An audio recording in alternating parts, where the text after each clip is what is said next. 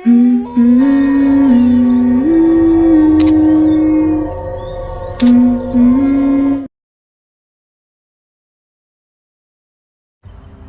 श्री राम दोस्तों।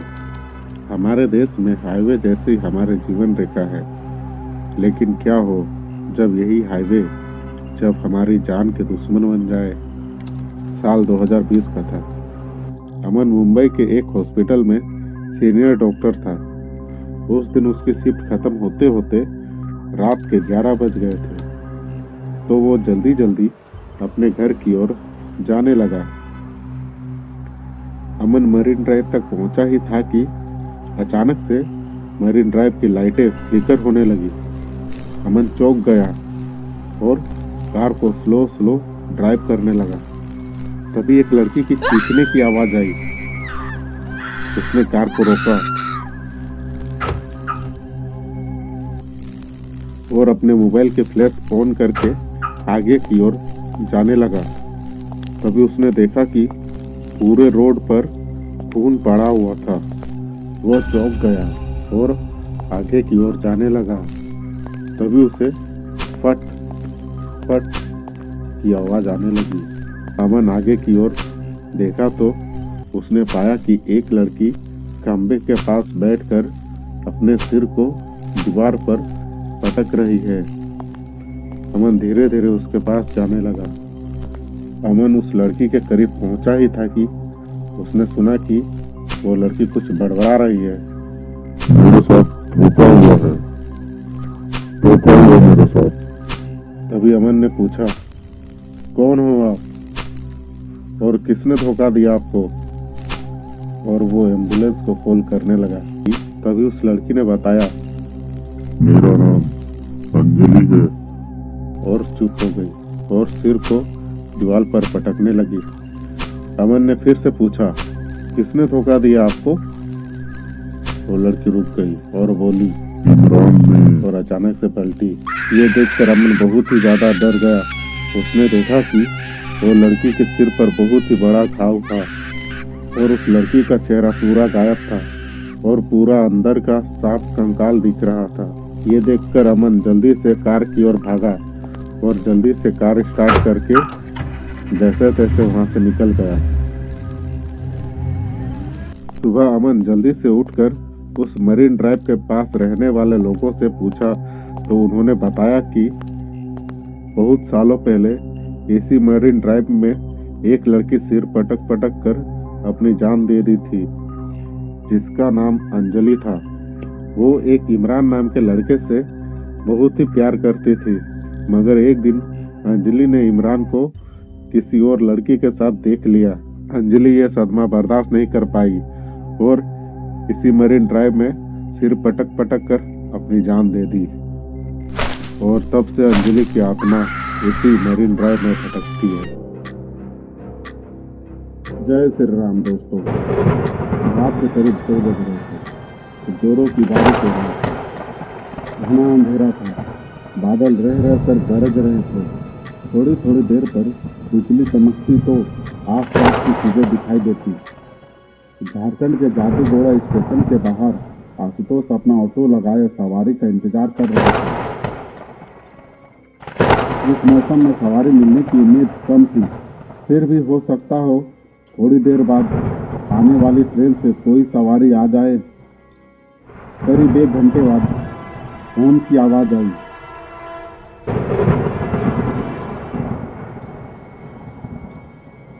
थोड़ी देर बाद बिजली चमकने पर 18-19 वर्ष की एक मॉडर्न सी लड़की कांधे में बैग लटकाए बाहर निकलते हुई दिखी। उसने इधर उधर देखा और उसके पास पहुंचकर नरवा जाने को कहा। आशुतोष ने कहा, रात का वक्त है, इसीलिए वहां चलने का 500 रुपया लूंगा, या फिर 2-4 घंटे इंतजार कर लीजिए, सुबह 100 रुपये में ले चलूंगा। उस लड़की ने कहा, अभी 300 रुपये रखो, बाकी वहां पहुंच कर दूंगी। और ऑटो पर बैठ गई। आशुतोष ने भी ऑटो स्टार्ट कर दिया और नरवा की ओर जाने लगा।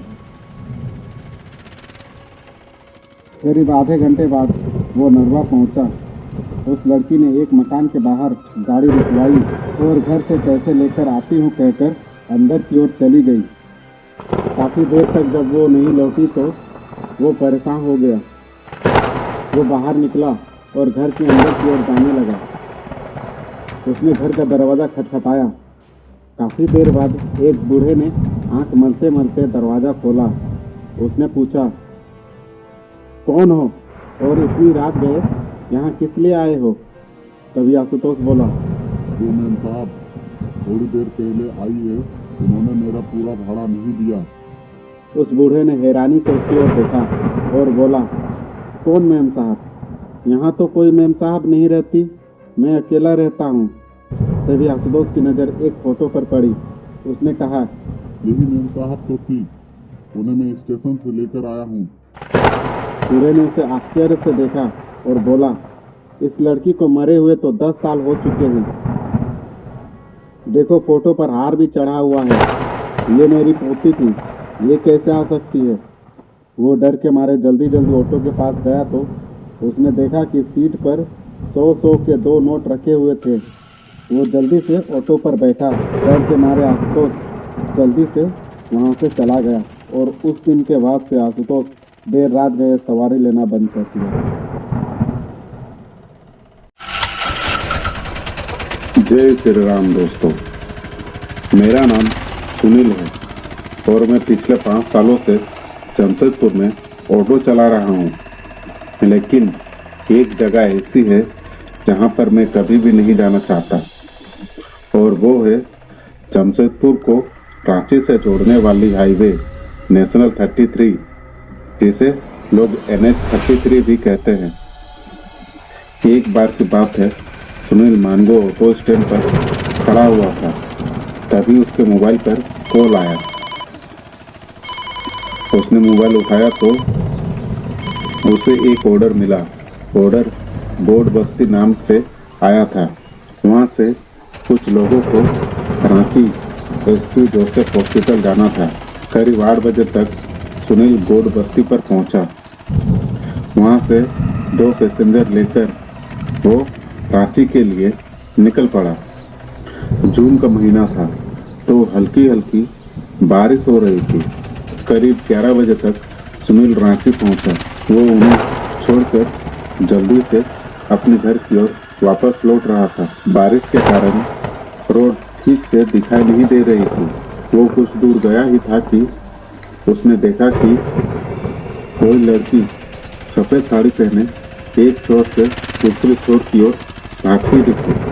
सुनील ने ऑटो रोका और बाहर निकलकर इधर उधर देखने लगा, लेकिन वहाँ पर कोई नहीं था। वो फिर से ऑटो में बैठकर जमशेदपुर की ओर आने लगा। सुनील कुछ दूर गया ही था कि उसने देखा कि एक खूबसूरत सी लड़की सफ़ेद साड़ी पहने रोड के बाजू में खड़ी होकर लिफ्ट मांग रही है। उसने सोचा कि रात के 12 बजे इस सुनसान हाईवे पर ये क्या कर रही है। वो ऑटो को बिना रोके वहाँ से गुजरने लगा। वो कुछ दूर गया ही था कि उसे फिर से वही लड़की लिफ्ट मांगते दिखी। सुनील डर गया और ऑटो को तेजी से भगाने लगा। जब सुनील की नज़र ऑटो के मिरर पर पड़ी तो उसका दिल दहल गया। वो लड़की ऑटो के साथ साथ भाग रही थी। सुनील डर के मारे ऑटो को बहुत ही तेजी से भगाने लगा। अचानक से सुनील की नज़र ऑटो के मिरर पर पड़ी तो वो देखा कि वो लड़की पैसेंजर सीट पर बैठी हुई है और उसका चेहरा आधा फटा हुआ था। ये देखकर सुनील से कंट्रोल छूट गया और उसका ऑटो एक बैरिकेड पर जा टकराया और उसका एक्सीडेंट हो गया। खुशकिस्मती से सुनील के ऑटो को एक ट्रक वाले ने देख लिया और उसे हॉस्पिटल में एडमिट कराया। उसके बाद से सुनील NH 33 के नाम लेने से भी डरने लगा।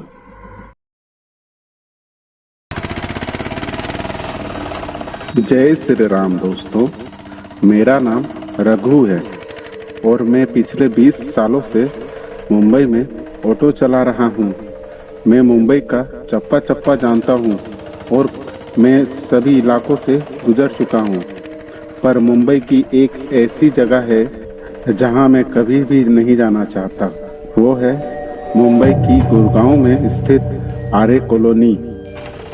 करीब 9-10 साल पहले देर रात को एक पैसेंजर रॉयल पाम सोसाइटी में छोड़कर मैं घर वापस लौट रहा था। पूरा रास्ता सुनसान जंगलों के बीचों बीच बना था। उस दिन हल्की हल्की बारिश भी हो रही थी। मैं मौसम हिट सॉन्ग सुनते हुए आगे जा रहा था कि अचानक मेरे ऑटो के सामने एक औरत आ गई। मैंने झटके से गाड़ी रोका और उस औरत से माफ़ी मांगने के लिए उतरा, मगर वहाँ दूर दूर तक कोई नहीं था। मुझे लगा कि मुझे वहम हुआ है और फिर ऑटो पर बैठ गया। जैसे ही मैं ऑटो स्टार्ट की, वो औरत मेरे बगल में खड़ी हो गई और उसने मुझसे कहा, थोड़ा आगे तक चलोगे?